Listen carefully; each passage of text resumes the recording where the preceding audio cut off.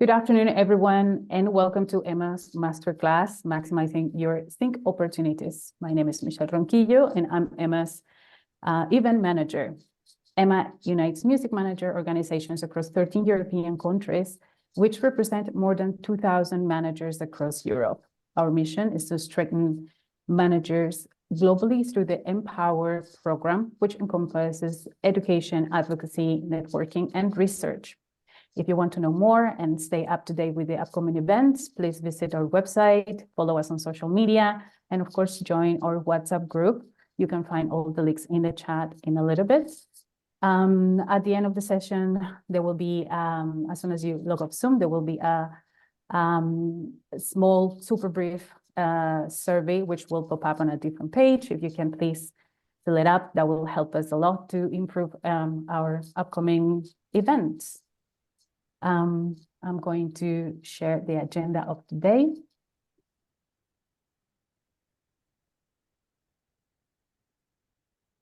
Today we have a stellar group of panelists, of guest speakers, and the conversation will be moderated by our executive director, Jess Partridge. Hopefully you know her already. Yeah, and I won't hold you anymore. So let's dive in. Over to you, Jess. Thanks so much, Michelle. Hey, everyone. Thanks so much for joining us. And I'm super excited to see how many people were interested in the subject. I know it's something that a lot of people have been looking for more information on. And we are so lucky to have an incredible panel with us today. There's a lot of knowledge here.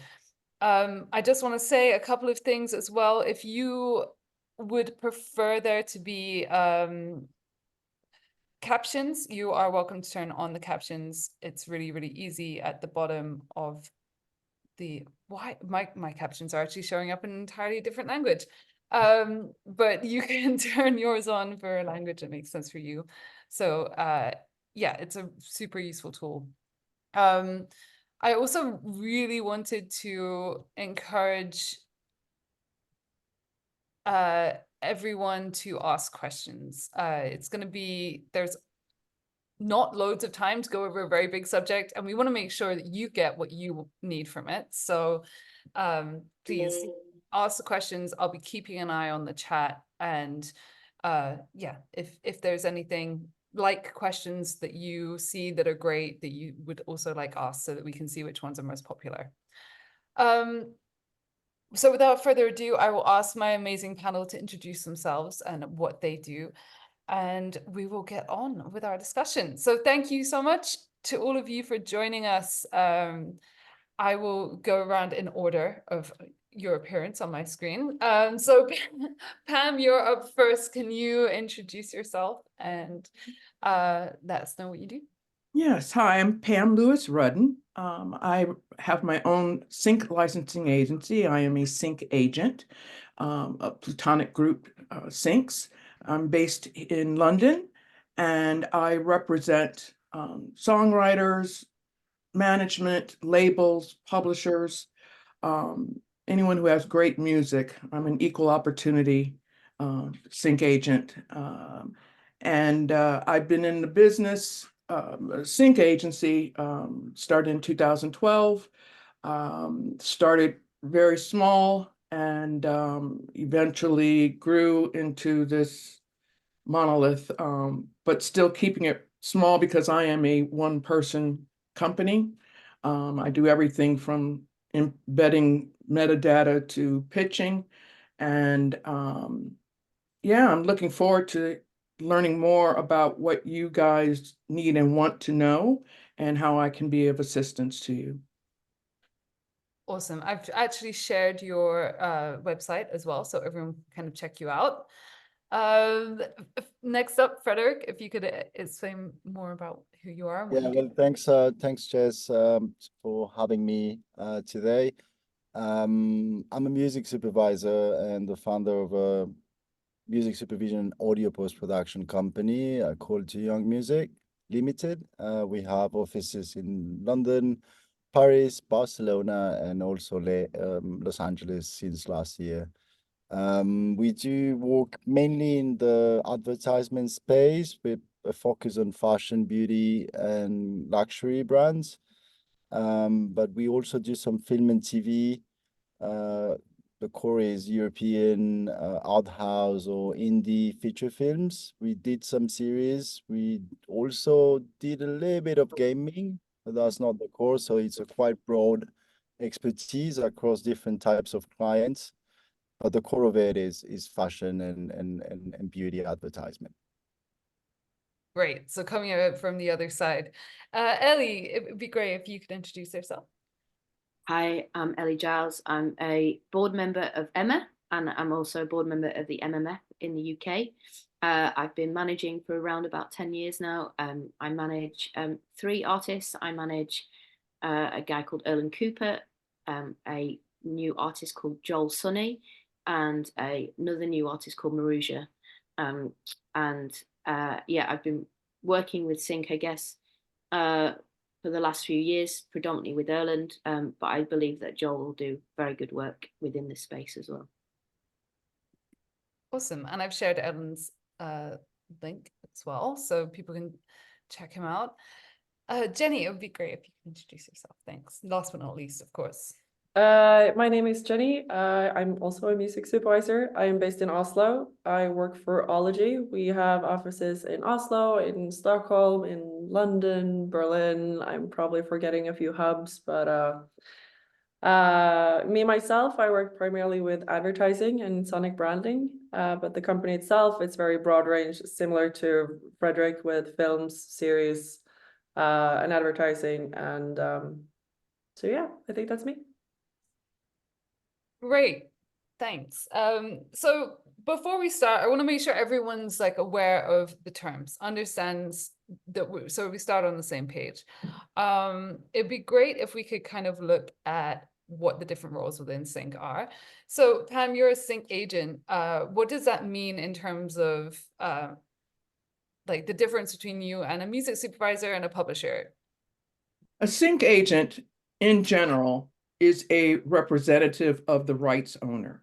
We do not own any of the rights. We are just your representative. So I'm the middleman between you as a manager and Frederic and Jenny as music supervisors, where they will send me a brief. I am obviously familiar with your catalog or the music that I represent from your catalog.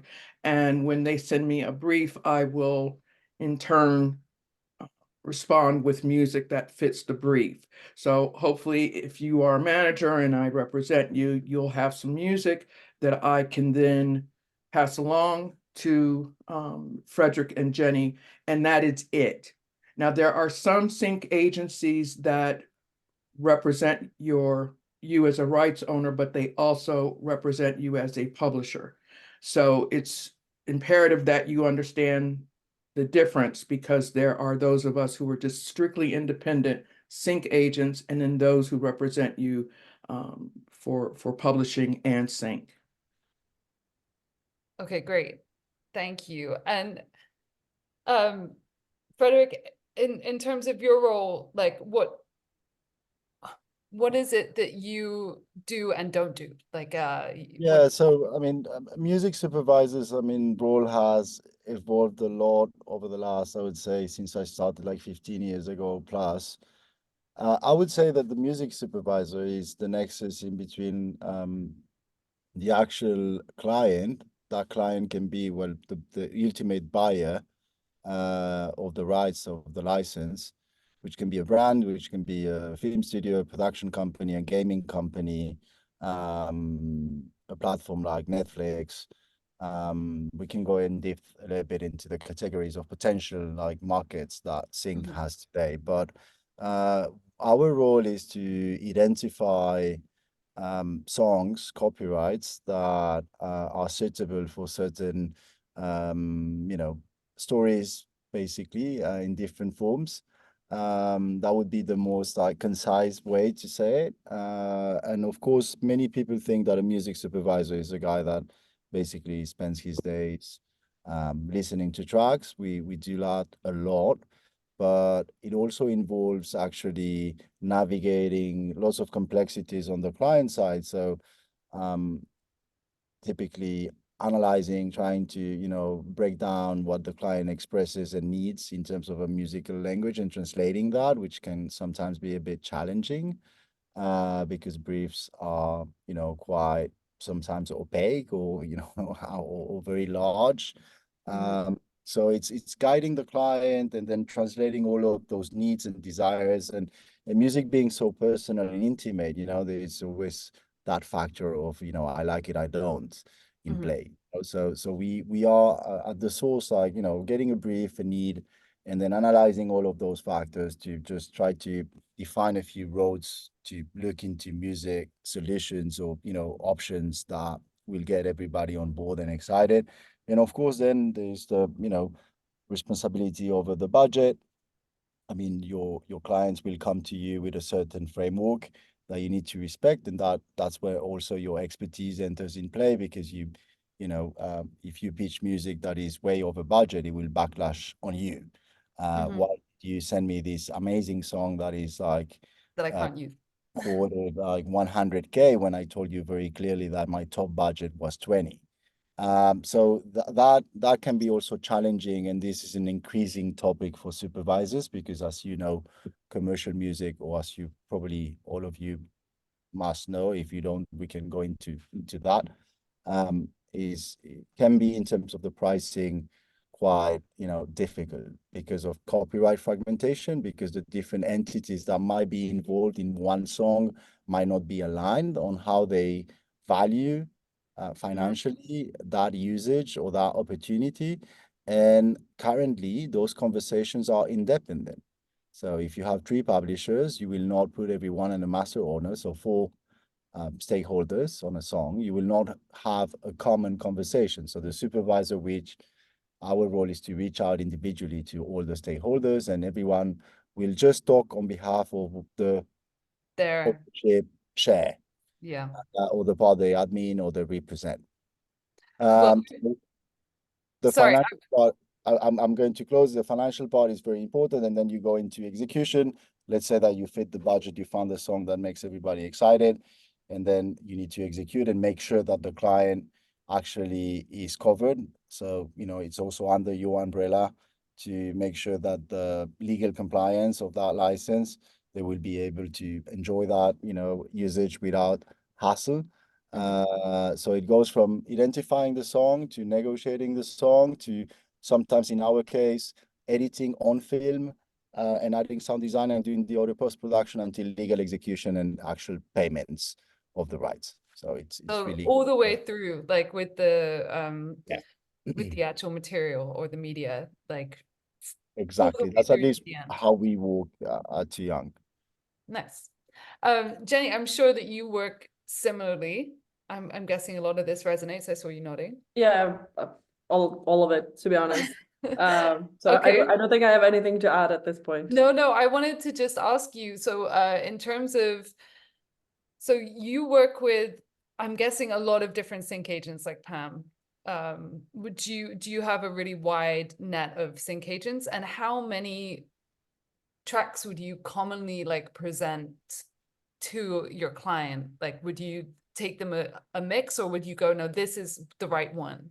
I will typically do a mix. It's quite I think my clients would think it would be quite arrogant if I only pitched one and be like too stubborn about it. But I think a good amount is max 20 from my end.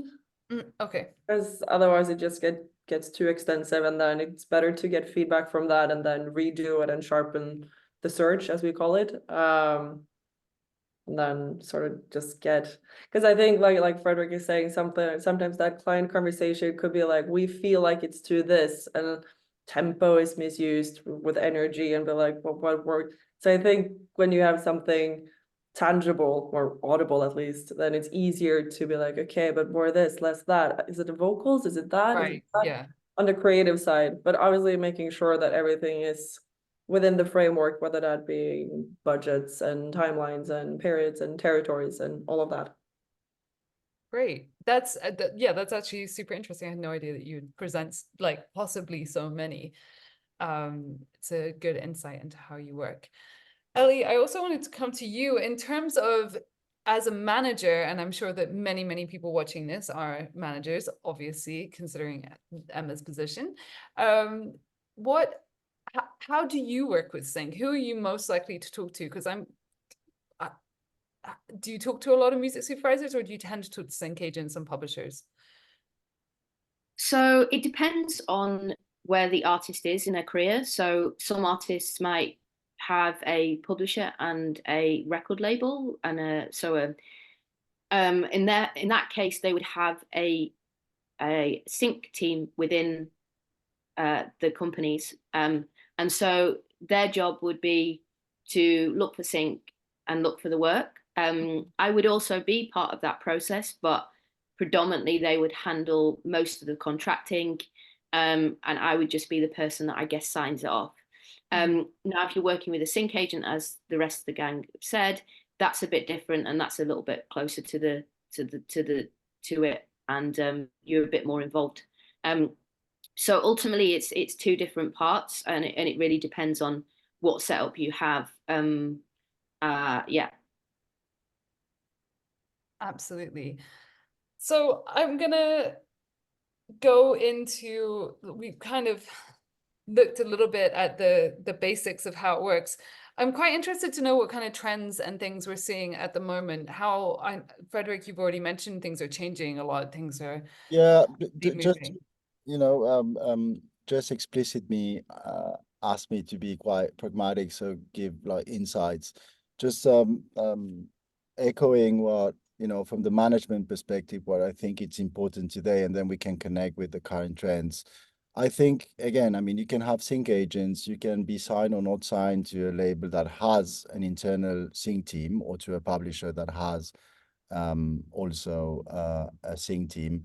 But I think it's important for today's ecosystem, if you can, as managers, is try to have sync as non-exclusive.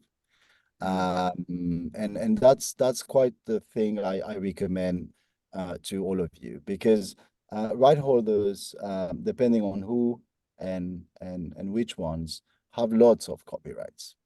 And you have just a few clients, right? I mean, you have 3, 4, 5, 6, 7 acts that you take care of. And those are like a very limited set of repertoire that you know by heart, that you know how hard it is to craft and to release, and then to get the funding for the video and for the photo shoot. So my first advice would be, I mean, if you want to be syncable, just spend as much energy and time to make that release artistically special. Don't rush releases. I mean, what supervisors ultimately, I think the kind of brands we work with, or the kind of film and TV projects we work in, I mean, what we are seeking is to get excited by the music. I mean, maybe it's not something that other supervisors working like with mainstream brands like Coca-Cola, those guys will say, hey, if you add like some hand claps, or if you add some like backing vocals saying, ooh, that can help you. I believe, I mean, those like tips for sync, those speculations are a wrong advice to anyone actually caring about artistry and like the music the way I understand it. So what we look for is like really special and like singular music that has lots of personality and that stands out. And of course that takes time and a very talented artist. And so that's my first advice. And then regarding the rights, don't get trapped into a sync team that might treat your music just on a pile. I mean, I don't want to, I mean, there are great sync teams around. I mean, there are great sync people on the right holder side, but I think the restrictions they put on an artist's career in terms of the sync, and this is something that connects with the current landscape. Listen, last year there were 20,000 feature films produced. If you can go to EMDB and check it out, 10,000 series. So if in average one series has 8 episodes, that's 80,000 episodes. That's on 1 year. So we are talking about 100K just in film and TV. And if you say in average, that's 20 cues per content piece, that's already when 100K by 20. So that's already lots of 2 million views just in film and TV. And for advertisement, we see like the other big trend is that digital advertisement is taking over. Of course, you have those like TVCs and like, you know, big brand campaigns going on and the big bucks and like, you know, the 6-figure. But what most of my clients are doing is like lots of like smaller pieces of content with shorter licenses of like 3 to 6 months, just digital with targeted paid media. So the opportunities are out there. And the most challenging thing I believe will happen over the next years is that we will have so in some capacity, some sync DSPs coming up. So some platforms that will make the licensing experience of commercial music a little bit more pleasant and reasonable. Today, when you have a small copyright which has 3 or 4 stakeholders, because you know it has been written by 4 people, 2 of them are published, 2 are unpublished. You need to reach out to those 4 co-writers individually, clear them out individually. So that's great if you have lots of time and lots of budget, but if you are working under pressure and with a very compact budget, you want that experience to be streamlined. So I think the setup for you guys and your artists, the setup you chose, I mean, you select or you can build, needs to be flexible. And another advice is like if your main artist has featurings and then you have splits, make sure that in those contracts that you have somehow an approval right on the whole thing. And then you can redistribute, because you don't want to be losing an opportunity because the co-writer is on holidays or after the release, I mean, got fed up with And would you agree that at the writing stage, you know, like in your split sheet, like, yes, I give permission for you to approve a sync? Is that the point at which you expect people to do that? I think, I mean, typically today's like production, you know, in the indie space, I mean, even in the major company space, I mean, I saw recently I had to clear a few big profile songs with 15 co-writers. Pam, do you want to pick up on, oh, sorry, Ellie, just quickly. Just for clarity on that, I think ultimately the job of the artist manager in that situation certainly is to help to clear. And I think that's a really important part of our process, is to make sure that if something comes in and you know there's co-writers on it, is make sure you're doing your due diligence to contact them and say, can you sign this? Can you sign this off straight away? Connecting them into the relevant parties and making that process as quick and as efficient as possible, and knowing the percentages as well. Because I think what I've noticed is that I had something the other day, which actually I didn't remember that it was a co-write. And then I realized it was a co-write. I was like, right, within an hour, I had to get that all moving, because I was conscious that they were trying to get a film to Cannes and they wanted to sign off within, they'd left it very late, if I'm really honest, but it was my job to make sure that that was sorted. So I think from a manager's point of view, you have to make that smooth process, because if you can make that smooth, they're more likely to come back to you and they're more likely to want to do more work with you. Excellent. I totally agree with Ellie. The biggest problem I have with management is that very few managers have a real understanding of rights and the legalities, because in these days and times, a majority of artists do co-writes, and to not know if the co-writer is already signed to a major publisher, has limitations within their contracts, how that all relates to what other revenue streams you can exploit these works. By the time you come to me, or, you know, say Frederic or Jenny wants to use your track, you have to start from scratch. And in that time frame, say, you know, you have obviously you always have a deadline, you will lose out because there's somebody else who already has everything already done. So I say from the moment an artist goes into the studio, before they mix and master, you have all the information about who is who and what is what. So that way, by the time you have mastered, your music file is embedded with all of the pertinent metadata.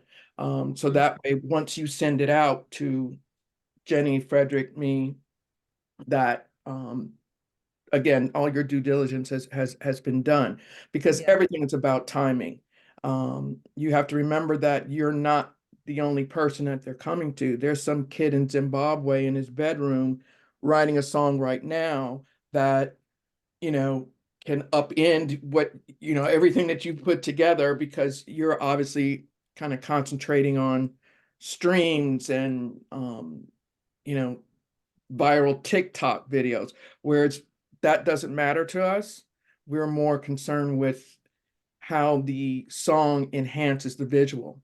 Right. So It's that's not so Yes, much but about the, I mean, I think just, you know, I think Pam's point is really essential. I mean, you know, legal compliance is a must. I mean, in the current context, I mean, the way we go, we have a team of 4 people just doing internal creative. That's why our agency, we don't pitch out. I mean, many music supervision companies just receive something from the client and send an email to 50 right holder sync teams, and then they receive music. We really don't do that. We do our creative internally, and for that creative, we have a curation process, and we have one specific category, which is upcoming and, you know, artists. And most of those upcoming artists today are, you know, in many cases, or either they have a small imprint, which, you know, we can track down, and then eventually they don't have a publisher, so they are self-published, or they are entirely self-published and self-released. And there is a lot of high quality releases in that segment, but the problem is that most of them are not compliant. So in the last 2 years, we came across like getting excited with a song, reaching out, the artist being happy that we reached out. And then when it comes to executing the contracts, well, we start being kind of the judges in between true co-writers in a loop of emails fighting, or because they don't agree on the shares of the song. So this is something that you should like avoid at all costs. so it needs to be done Because early. It needs to be done before. as soon as you put out music, you need to make sure that it's registered at least in a PRO. I mean, there is companies like Unison. I mean, this is it's a Spanish, it's a Barcelona tech company that does a great job. Unisong, did you say? Yeah, I can send the link. I mean, you know, they take 10%. It's kind of it's an online registration for works. I mean, it's an alternative to, you know, the big PROs in Europe, and it's quite efficient. So they protect and they register. They give you an ISC, you can put your splits, you can put your, you know, different writers, roles, etc. So everything's done online, but there are other companies providing that service. What I mean is, like, don't put out your music on Spotify if you didn't register publishing. hello. Don't do it. Okay, hello. Preach, Frederic, preach. Tell them. At least Yeah, from a music I think it supervision depends. perspective. I think that's a very American thing, from my understanding, isn't it? No, I think having it registered. Oh no, I mean you've got to register it with PRS and a PRO, of course, 100%.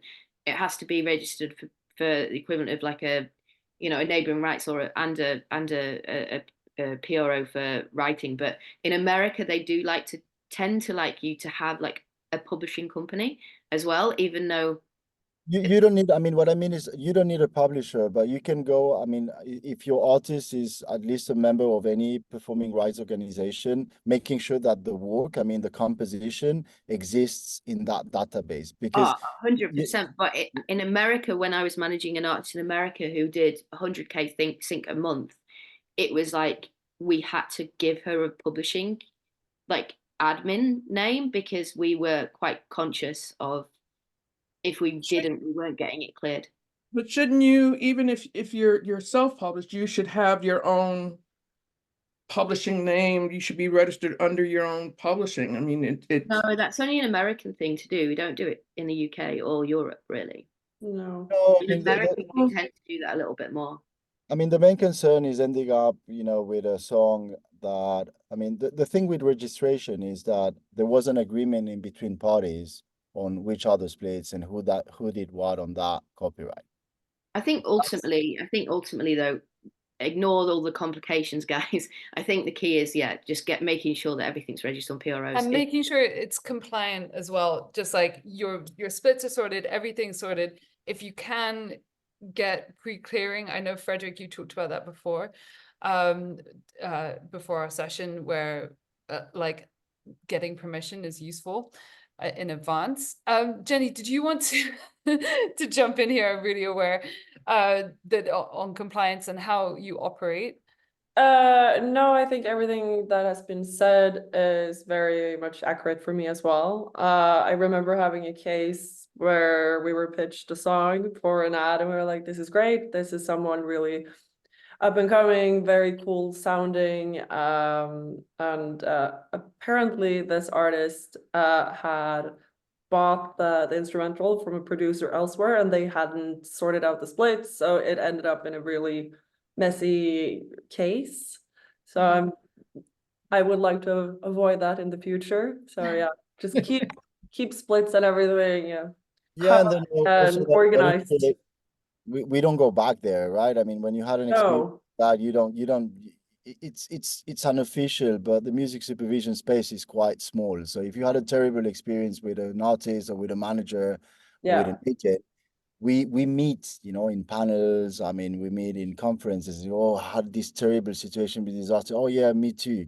I mean, there are sync teams that are known by us. Oh, I had to go to them. So your relationship with supervisors and clients is really essential, because I mean, remember, there's 120K songs being released every day on Spotify. So of course there is very special music, but you know, when a supervisor walks under pressure, they need to find exciting music, but that is also compliant and kind of nice to deal with, because it's, you know, it's a human relationship thing as well. What everybody has to remember is that we're all doing this because we love music. None of us got into this business because we thought we were going to become rich and famous.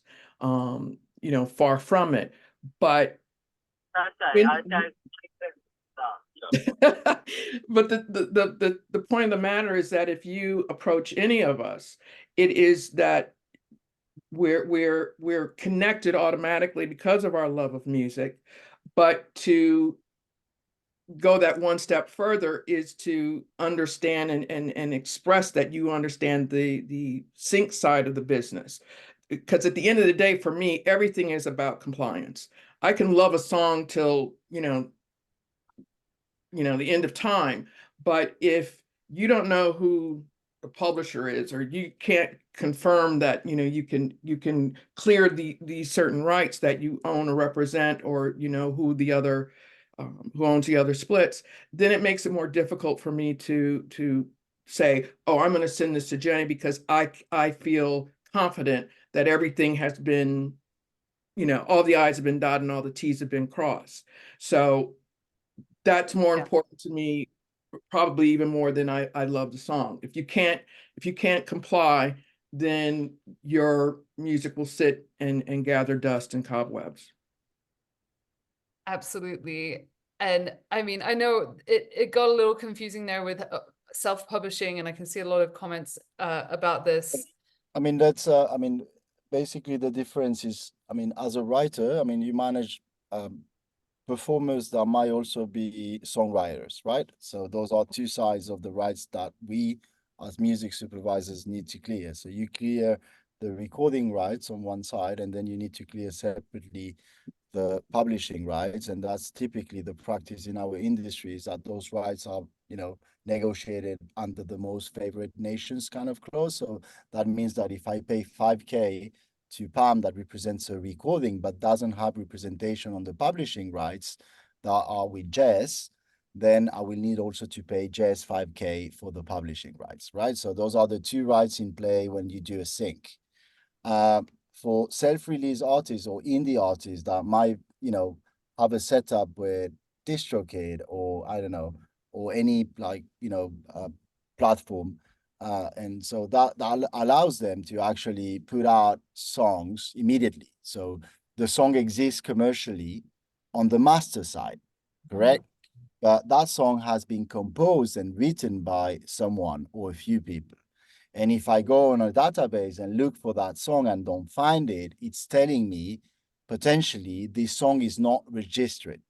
To register a song, you don't need a formal publisher. You don't need to be signed to Warner Chappell, Aubert, or Sony Publishing.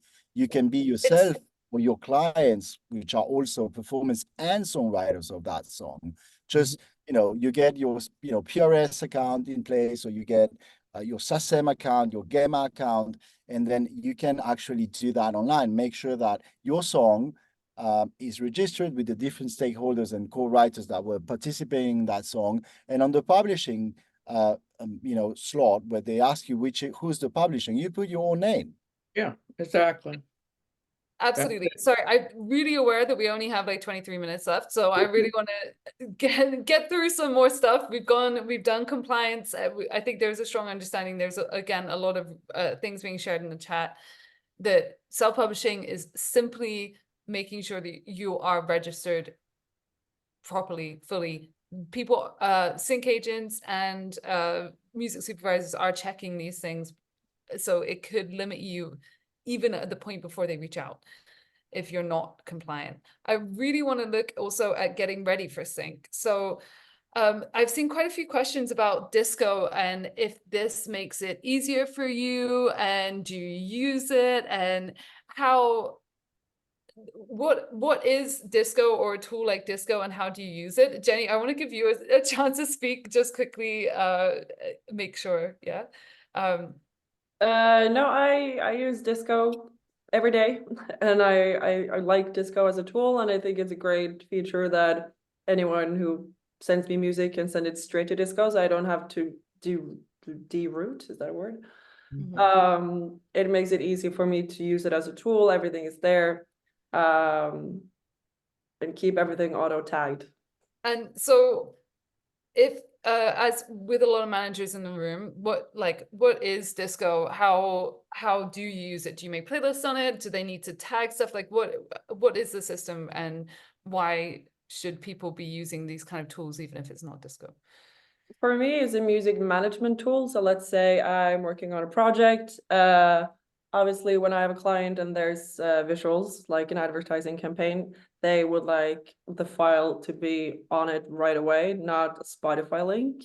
Mm-hmm. It needs to be hands-on, easy to use. It's a tool that I can create playlists, make edits. I could upload anything I want. And I think for sharing music within the network industry, whoever this and that, it's an easy way for me to have everything on one side instead of looking through my email every time, be like, who sent me that? Was it this? Was it that? It'd be like, okay, this was the theme, blah, yes. And the great thing about auto tagging is that I could search my own disco and then see everything that has optimistic, let's say it like that.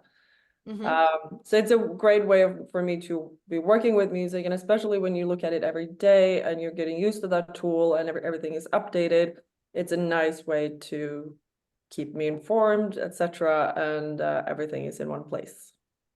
The only problem I have with most managers who use disco is that they will send me a disco link with just the name of the song.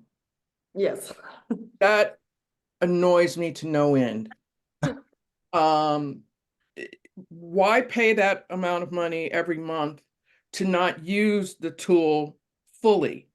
It was built by music supervisors for music supervisors. So obviously all the information that is, all the blanks are there because that is the information that is generally needed. Anything else that's extra, you can put it somewhere else in the notes or whatever.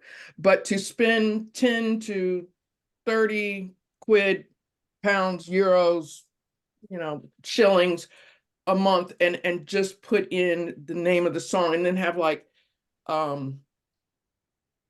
Mary Had a Little Lamb master, whatever numbers behind it. That tells me nothing. So if you're not going to use the tool to its full capacity, then you're wasting your time and your money. So fill in the name of the artist, fill in the writers. Is it one stop? Is it easy clear? Do you only represent the masters? Your contact information. BPM. I get briefs that ask that they're replacing a song because they weren't able to clear it and they need something between 110 and 118. I shouldn't have to go online to find what the BPM is of the song. Everything, lyrics. I need lyrics. Majority, 90% of the briefs I receive are looking for keywords, key lyrics, which set the tone, the mood. So if you don't have the lyrics, then when I do a search, your song does not come up in my search. So use the tool till its full capacity. Otherwise, you're wasting your time and your money. Period. I mean, that's an interesting and wider point on lyrics as well, making sure that you have lyrics easy accessible, people can check them, read them, and all of those things. I'm sure that you're all finding that as well. Nodding, yeah, important part of that. Anything?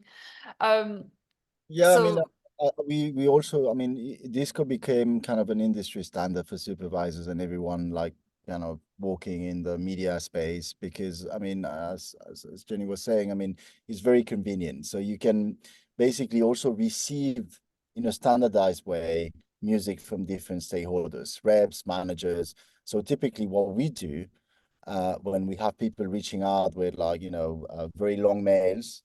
So that's another practical advice. I mean, if you grab some supervisors or agencies, be concise. I mean, we receive lots of emails. I mean, I do understand we try to reply to everyone, but it's busy. So, and when they send us a SoundCloud, we don't even click it because it's like, okay, I'm going to listen to it. Then I have to ask for the file. So if it's a disco, I have a button and says add to my disco. right. So I grab that file and put it automatically into my library. So that's why it became, I actually know the founder of Disco that has a music supervision agency. So we started more or less at the same time, like a long time ago. He's based in Australia. And the reason he created the tool is because he was tired of receiving Dropbox, Google Drive, iTunes, like sharing. Someone had BMG has their system, and he was collecting all of those MP3s at the time in a hard drive, and it became like too painful. So he said, okay, I'm going to build some tech so everybody can send me the music and I can organize the music in a way that is scalable. And he succeeded because we are all using it, and I We're think using it it, yeah. So yeah, I mean, it's not a very expensive tool. If you have a small repertoire and you want to reach out actively to supervisors, agencies, or share professionally your music in this space, I strongly recommend it. With lyrics, ideally, and as Pam was saying, like accurate metadata. The more Yeah, I will information warn you that when I uploaded a track, the BPM was incorrect. And so double check that BPM before you just do that. As a practical advice, I mean, I think they are trying to do many things. I mean, we can go, I mean, there are other tools. Disco is great for sharing and organizing music, but they also created auto tagging and it sucks. Yeah. The audio similarity search sucks compared to True. other services which are specialized in that. And the search is not, I mean, the search is quite performant, but if you want to auto tag your music, we use another company called Cyanide, which is a Berlin-based company. So we do two different things with two different tools. So they do audio similarity, and this is for larger catalogs. But Cool. If you can drop the link in the chat, Yeah. that would be great. I also wanted to look like so I'd like to know more about how else people can prepare for sync. We kind of went the opposite way to how I planned it. We were going to look at compliance after preparing, but what else? I think the main thing, and I've had people who've told me that they don't watch TV, they don't watch films, and I was like, during COVID, what else was there to do? So how can you know what the trend is, or what the sound is, or what the storyline is if you don't actually watch what's on TV, what's coming out, in theaters, video games, adverts, if you're not listening and watching? So where does your music fit in the ecosystem? If you say, okay, my music is more television oriented, then okay, what type of TV series? Is it murder mystery? Is it rom-com? Is it YA? Is it, quirky, weird, where do you fit?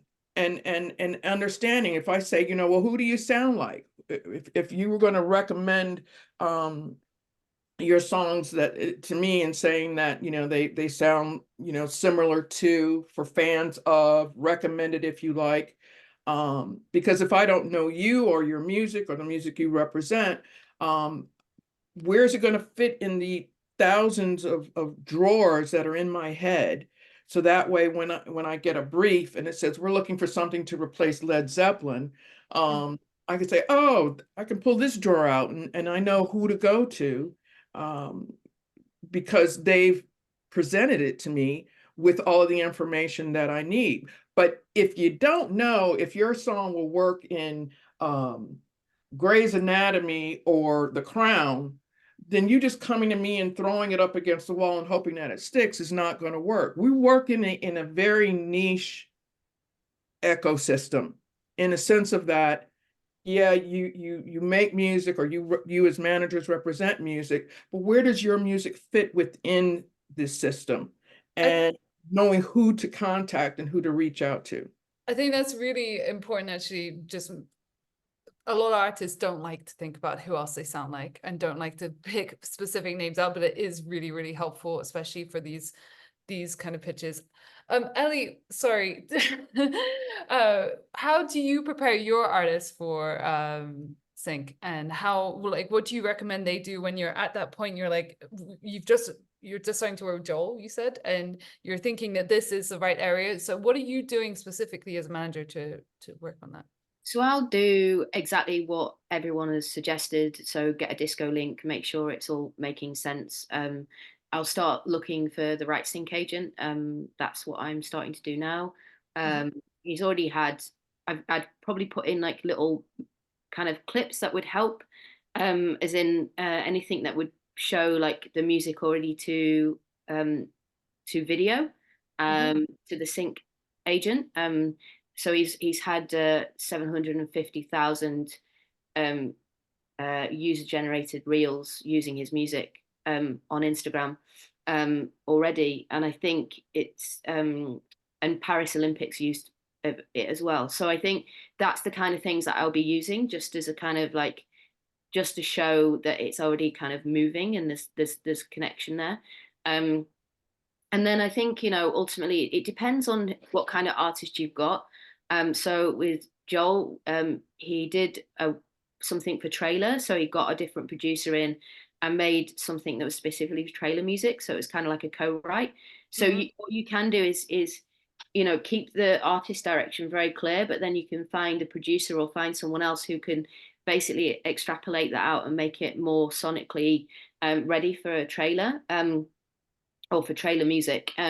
So I think ultimately it's about knowing that. But some artists you can actually make, if you're an artist, you can actually make an artist profile separate one that's under a different name that is just specifically for sync as well. There are a lot of like sync artists in the world. There are a lot of companies who do that out there, and are happy for you to create kind of sync artist names. So that's something that you can do as well. But going back to Joel and Erland, I think ultimately it's they're artists. So it's just kind of making sure all the data's correct and that everyone has what they need and it's a smooth process.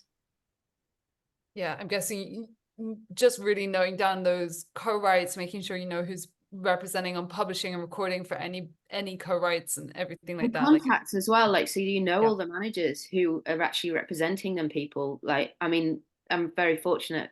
Erland's pretty much 100% most of the time, and Joel's 100%, but on both sides. But sometimes that's not the case, and I think having that knowledge and having that, like, Erland co-writes with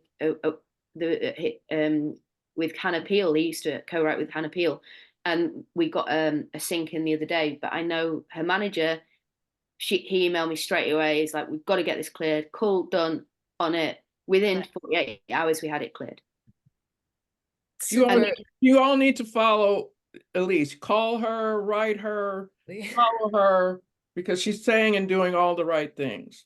And So, she yeah. didn't get there just About because. making it easy. It's Yeah, also but she didn't just get there like overnight. There's a whole process. So if you have questions, you're not sure, what your next steps are, reach out, contact her, because she's doing all the right things. I do agree, and I would just add, because this is something I've discussed recently with a quite high profile manager, that we were having talks, and as soon as you have a record label or a publisher involved in one of your songs, as again, those teams take care of like lots of repertoire. So his indication to the different partners his acts have in the sync teams was, please forward me without waiting 1 second any request that comes for any of my clients. I don't want you to ask questions, just send it over, we discuss it.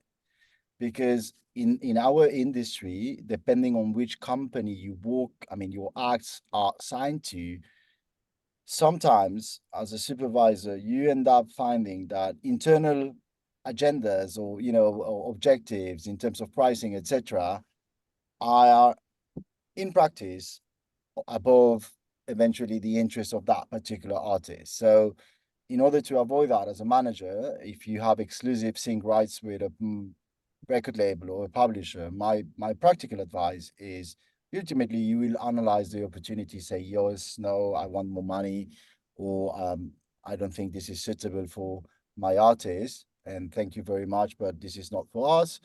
But you want that information straight away, immediately, because effectively, over the last years, I have to call more and more managers that we know, because it's not because the teams are not good, because they are flooded with requests, mainly on the bigger companies. So there's a human factor as well, that, there's a time processing factor of a request, analyze a request. So if you ask them to just forward it straight away and then we discuss it, you can allocate that energy and make a decision faster. So the client, ultimately, the supervisor and the client, we get a faster answer as well, which is key. That's how it works, people. What do you think, Jenny? No, I agree. I think a lot of times time is of the essence, and being in a situation where you have to somewhat be the middleman and be like, oh, it's taking some time because this and that is just very unfortunate if it lands in a no anyway. So it's better to just be quick, and it's time efficient for everyone. Everyone is happy, and ultimately you can redo business. Yeah. I have a really quick question that came up earlier in the chat that I wanted to kind of cover. When someone said, can I pitch my music at you, Jenny, Frederic? And are you mostly working with local repertoire? Or are you working, is your net very wide? Or are you really looking locally or investing time in a specific scene or space? The world we work in is global. True. I was about to say. Go ahead, Jenny. No, we're independent, so I will use and find music from everywhere. It doesn't have to be Scandinavian whatsoever, and typically that's not necessarily needed unless it's very language oriented. But in the globalized world, I think lyrics-wise, I work with primarily English lyrics, and I do not mind if the music is coming from the US or France. Great. We've only got 4 minutes, so if anyone has any last minute questions, I can fit a couple in. Otherwise, it would be great to get any kind of last minute tips from the panel. Like, obviously, we've covered a lot of tools, a lot of getting yourself started, but also, yeah. I have a question for Frederic. I run an exclusive agency for some rights. Because it's my company, I can do whatever I want, and I base it on the types of briefs I get in, the varied supervisors I work with. And what has happened in the past, the reason I decided to go exclusive was because what was happening is that a lot of these emerging artists, a lot of artists who were just getting into sync, were signing up to anywhere from 6 to 10 different agencies. And we were all pitching to the same supervisors. Right. So I had a friend from Australia call and say, "Oh, congratulations on this placement, for your song." And I was like, "What song is that?" And she told me, and I'm like, "Well, I didn't get that placement." Come to find that 4 other supervisors had pitched that track to the supervisor in Australia. They just happened to have received the brief. I hadn't. And it was like the Wild West. So it was just, let me throw it up against the wall and see what happens. And for me, my feeling and observation was that it's devaluing the music that I have on my roster. I agree. I mean, the reason why I said that you should seek for non-exclusive is primarily, I mean, it's quite granular. So if you're an indie artist and if you are like a small artist and you have your own setup, I mean, indeed, it's better to have and if you have an agent, I do think, and I agree with you, Pam, that it's better to have only one agent. Because you will reach out, or at least one agent for Europe and one agent for America. If you can have 4 different agents, but one that concentrates on advertising, or one TV and film, and different territories. I mean, you can build a setup, but ultimately, what I'm concerned, and I saw lately, is artists, managers, really talented ones, being a little bit unhappy, giving their exclusive rights to a record label that didn't brought them any opportunity. Oh, well, yeah, a record label publisher. So at some point, it's like, in the past, when the physical thing was a big topic, some deals will include a clause in which management and the artist, if that major or that big company didn't release the album in a territory, you were free to go out and seek for a partner that will release your music in that market. Right. And I see the same a little bit happening. If your partner, your sync team at your record label didn't brought you any opportunity in 2 years, 3 years, at some point that you have a contractual clause where you can say, hey, you know what, I'm going to build my setup now because I would like to monetize sync. Yeah. Have that option. And the second important thing, again, is that there will be sync DSPs over the next 3 or 5 years. So if you are trapped into a label or a publisher that doesn't want your music to be on that DSP, and your artist and you as a manager want to be on that DSP, you would like to have a clause where that's something where you can go, hey, I want my music there. You can get the money and then pay me my royalties, but I do want to be exposed in that platform. And if you are exclusive and you don't have that clause, and if they are not part of the platform, well, ultimately they will decide that they will take it down like they did. You're up the creek. You're up the creek. I mean, I have a client who just made all these amazingly beautiful, fantastic covers through Sony France. And most people know that Sony, the system, is prone to saying no before they even know what the terms and conditions are. And I can't pitch them just for the simple fact of the complication of clearing, because if it's in the States, if it's in France, if it's in Japan, basically what we're saying is, if you sign a deal with a major, put in a clause that says that you have final say, or you have to be contacted for final approval. Do not leave it up to somebody else to say yes or no, because in most cases, they have a bottom line they have to meet, and it has nothing to do with you and whether you can pay your rent or buy a latte at Starbucks. So, and that's where actually having an independent publisher and a major label or something like that, where you have a mixture of both, normally the indie is more likely to be like agree whatever, a reasonable fee, if it has to be, to get it through the door. And actually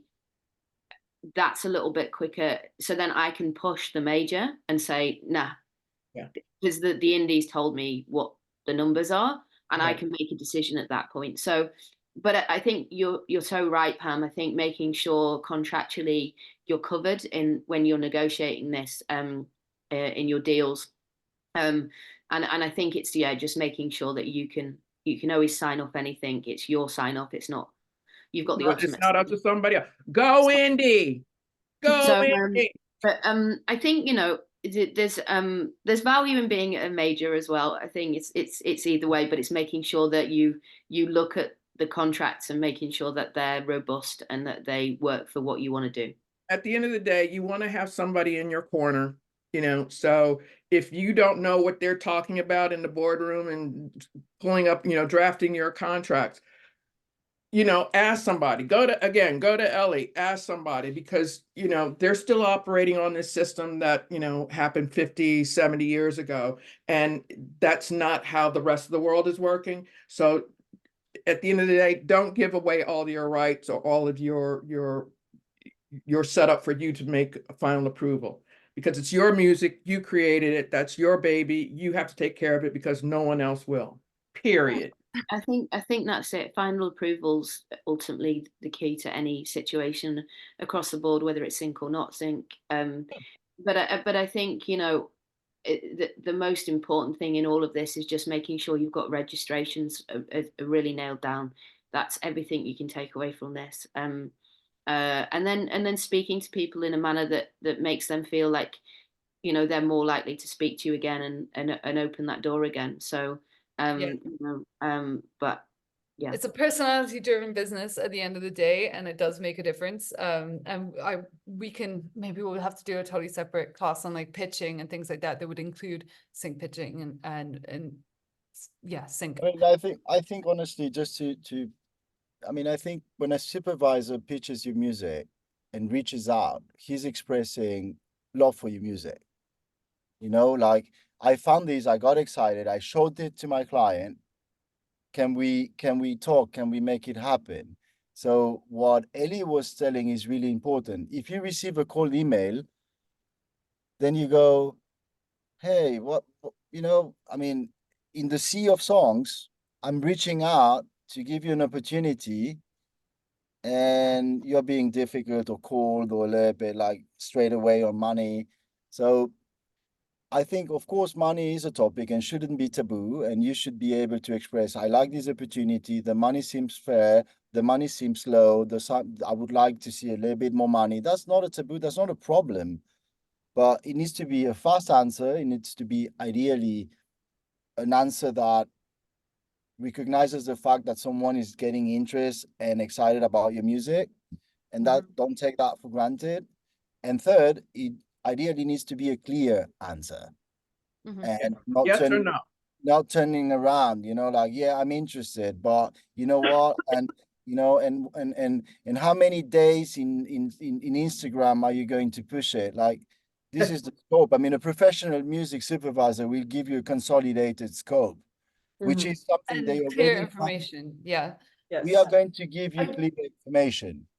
I'm really sorry. We could go on for another hour, but we do have to stop, and I don't want to go over. I do want to thank you so much for your contributions. I can see so many people saying in the chat how useful it's been already, so that's so great. And I also wanted to add quickly also that we'll be sending out a bunch of resources compiled by Pam, because she's so great like that, including some example briefs so that you know exactly what she's receiving, what Frederic's sending out, what Jenny's sending out, and it should really help you understand a little bit more. And yeah, anything else you need, just let us know. Put it in once again, you'll get the questionnaire once you exit the conversation. So please fill that in. Let us know what you need from this as well, so that we can make sure we're covering it. And yeah, thank you so much for joining today. It's been so great to see so many of you. You can contact me on LinkedIn. There you go. Thank you so recommend much. you do it. Thank you, Jenny. Thank you, Frederic. Good to Thank see you, you all. Pam. Thank you. Thank you so much, everyone. Guys, See you soon. Thank you so much. thanks Have for a the great invite, day. Pam. Bye, Jared. Bye, Frederic. Bye, Bye. Jenny. Bye. Bye, Pamela. Bye, Ellie. Bye, Speak, everybody. bye-bye. Bye, Jess. Bye.